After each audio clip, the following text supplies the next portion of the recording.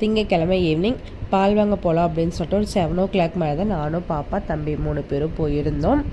என்னடா இப்போ நாங்கள் 3 பேர் தான் இருக்கோம்னு பார்த்தீங்கன்னா, அக்கா குட்டீஸ் எல்லாருமே வந்து பார்த்திங்கன்னா ஊருக்கு கிளம்பிட்டாங்க. அவங்க மத்தியானமே ட்ரெயினுக்கு கிளம்பிட்டாங்க. குட்டீஸை தூங்க வச்சுட்டு கொஞ்சம் லேட் ஆகிடுச்சு பால் வாங்க போகிறப்பவே.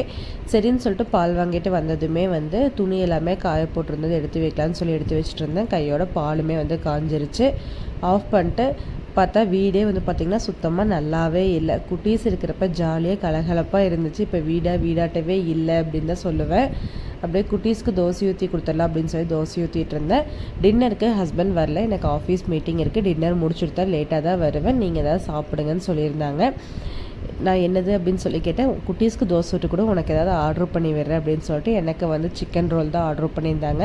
சூப்பராக நைட் டின்னரும் வந்து பார்த்திங்கன்னா குட்டீஸ்க்கு தோசை ஊற்றி கொடுத்துட்டு நானும் சாப்பிட்டேன். நம்ம வீடியோ தான் ஃபர்ஸ்ட் டைம் பார்க்கணும், சப்ஸ்கிரைப் பண்ணிக்கோங்க. தேங்க்யூ ஃபார் வாட்சிங், கீப் சப்போர்ட்.